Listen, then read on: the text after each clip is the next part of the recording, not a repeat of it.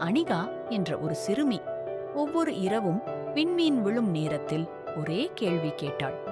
அம்மா, நாம ஆசை வைக்கிற அந்த விண்மீன் அது எங்கே போகும்? அம்மா சிரித்தபடி சொன்னாள். அந்த ஆசைகள் வானத்தில் ஒரு வாசலை தட்டும். அங்கே இருந்து நல்ல விஷயங்கள் பிறக்கும். அனிகா அதை கேட்டு மனசில் வைத்துக் கொண்டாள். அடுத்த நாள் முதல் அவள் ஒவ்வொரு நாளும் ஒரு சிறிய ஆசையை பூக்களில் எழுதினாள்.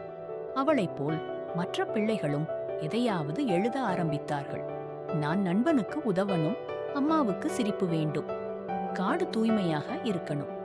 அவள் ஒரு வாரத்துக்குப் பிறகு ஒரு பெரிய மரம் அருகே ஒரு சிறிய பாக்ஸை தொங்கவிட்டாள்.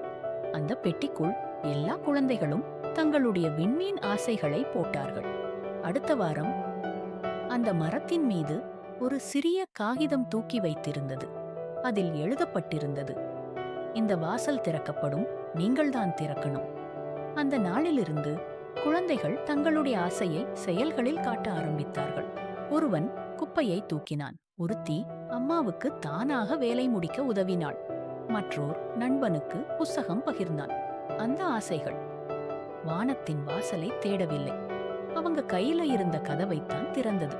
கதையின் நீதி: நாம் ஆசை வைக்கும் ஒவ்வொரு விஷயமும் நாம செயலில் மாறும்போதுதான் அது உண்மையாவது.